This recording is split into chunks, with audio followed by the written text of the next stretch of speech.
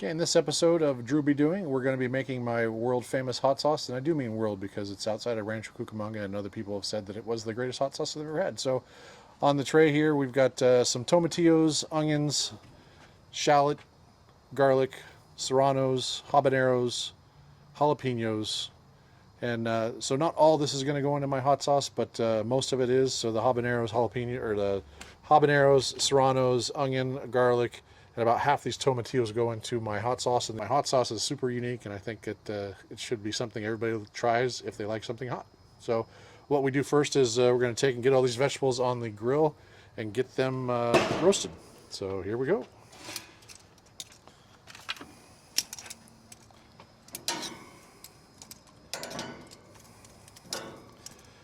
With the the tomatillos, we husk them and clean them thoroughly, and then put a little bit of avocado oil and a little bit of salt on there just to help them get nice and grilled.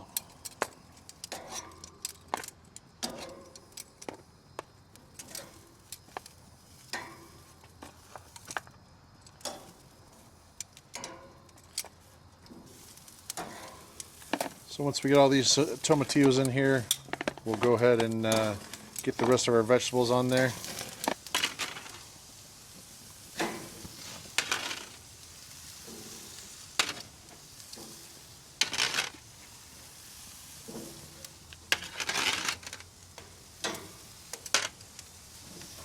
Okay, so once those are on, next thing we're going to do is the other part of the hot sauce is we're going to take about 1.25 ounces of Chile de Arbos, and we're going to get those roasted over this pan here, and then put some water and boil them to constitute them. So for the Chile de Arbos, we just put a little bit of avocado oil in there, and then throw the Chile de Arbos in there. So these are not seeded, they're not cleaned, other than the stems are taken off, but that's it. And these are kind of delicate. You can take them too far too quick. So I don't have the heat up super high, just kind of at a nice low to medium low. And just keep moving them around. Oops. Get back in there. Keep moving them around to get them just a little bit of color. You'll really smell them when they're at the point where they need to be. And then once we got a little bit of roast on them here, then we'll go ahead and put the water on them. And that's my trash can on the other side of the wall. Only for compostable items. Funny story is when we first moved into this house, there was nobody that lived behind us. It was just this huge empty field. And my Marine Corps friends and I would sit back here and get drunk and throw our beer bottles over the wall like a bunch of idiots. And then ultimately had to go back there and pick them all up because they were going to put a school in there, and I thought it was rude. So, fun fact.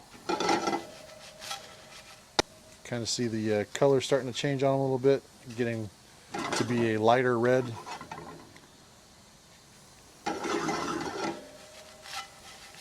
And this just wakes up the peppers a little bit, I found. So I've done it both ways, where I did not heat them up and saute them before I boiled them. I just went straight to the boiling, and I think that this provides a little bit better of a flavor. Like, it makes them a little spicier, I think, and I'm all for the spice. So now that we've got that, then we're just going to take and pour our water in here to cover. And then we'll bring these up to a boil. Let's take a look at our vegetables here, and we'll just go ahead and get to turning. So you can see the color that we got on there. Don't want to take them too far, but you definitely want to get some roasting on them. And I think we're doing a good job today with that. So kind of get it on all sides here.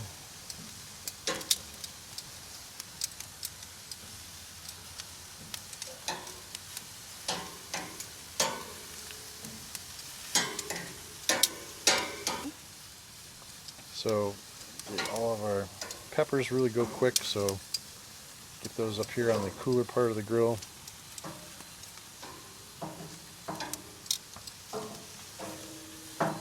The garlic and onion take a little bit longer, but the first side, we don't want them too much done on the first side because I want to get bitter. Jalapenos are looking great. These are some big jalapenos, so not sure quite how hot they're going to be. I've always heard that the sharper the tip is, the spicier they are, but These habaneros will wake it up immediately. Okay.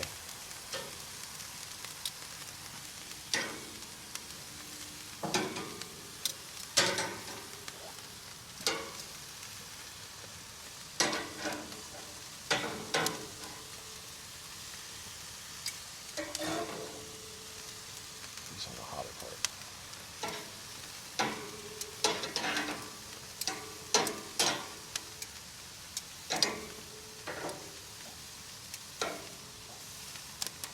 I don't know if you can tell, this grill's about 25 years old, and there are definitely some hot spots and some cool spots. So just trying to make sure that I manage it to get everything nice and roasted without taking it too far.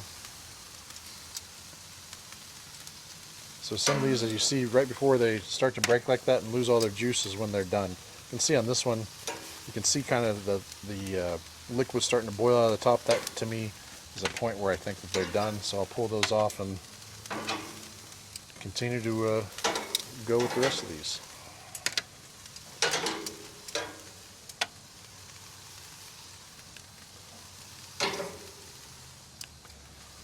A lot of this really depends on the size too. The smaller ones obviously cook faster than the bigger ones.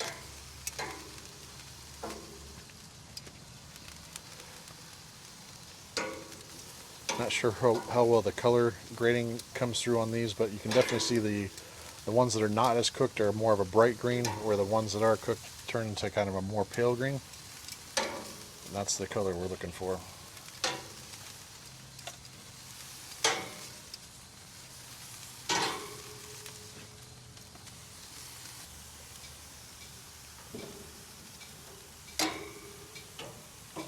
Okay, so the next part is we're going to take and remove the de arbos from the water. And I've heard that the blending the de arbos with the water can be bitter, so I've always never done it that way. So what I'll do is I'll just put a little bit of chicken stock in here to help get the consistency right. And what I found is I want to make sure that these de arbos are completely blended because I don't want any part of them to be like super chunky in there. So we're going to take and put all those in there like that.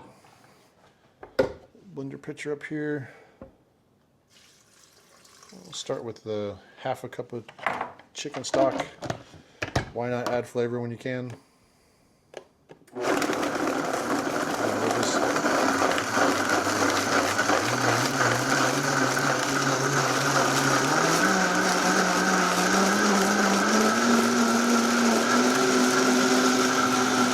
That bad boy up, and we'll let that blend for probably a minute and a half. Okay, now we got the de arbors all blended up. You'll see the consistency I was going for there. Next step is we're going to take all the peppers that we have and the onions. So we're going to take the 1 jalapeno, there's 6 serranos, and 8 habaneros, 8 or 9. They're really small, so it's kind of hard to tell. We've got basically pretty much a whole head of roasted garlic, 1/2 of a large onion, and then 16 tomatillos. So we're going to start with the onions, the peppers, and the garlic in there first to make sure that they all get blended up good. So just take all that and add it into the blender here. And again, because this is a hot sauce, we really want the consistency of it to be kind of thinner so that it can be spread onto tacos and burritos and all the things that you like that.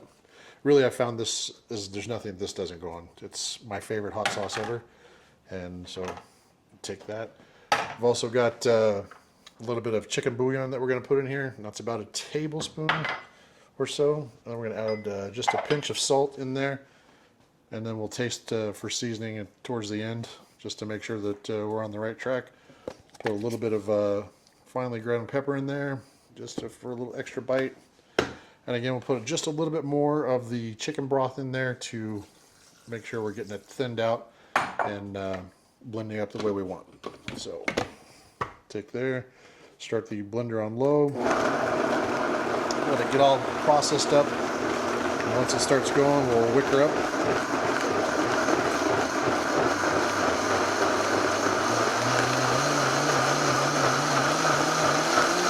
You can already start to see the color of it change. So now from red going to more of an orange color. Alright, so now we've been about a minute and 20 seconds or so on the blender here. So we're going to turn that off, take a look here so you can kind of see what we've got going on here. So still a little thicker than I'd like it, but it'll thin out when we get the tomatillos in here. Just so everybody knows, I did let all the vegetables cool off before I started blending them.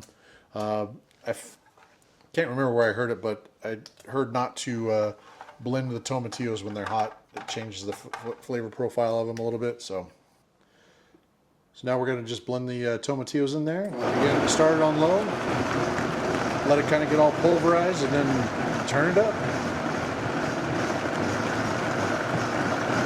I can already tell you that we're going to add some liquid to this because it's a little thicker than I want it to be.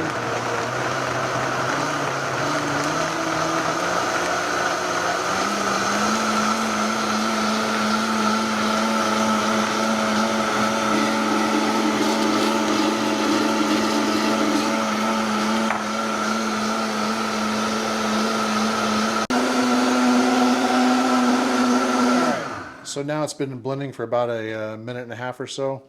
So we'll just take a look here and see the consistency. I don't know if you can kind of see that, but that's exactly the consistency we're going for here. I'll bring it over to you. So not too thick, not too thin. Now once it does cool down, it's going to thicken up a little bit. So it's kind of important to take that into account. But I've made it enough times now, I kind of know what it's going to be. Good texture to it. Let's taste it out and see how we did. Whew. Boy, it's hot and delightful. So once it cools down, that kind of takes some of the heat out of it, but that's it. So we'll show you in the next one, putting this on a taco and eating it, but tons of flavor. Everything in it is just wonderful. I hope you really do go out and try and make it. Thanks so much.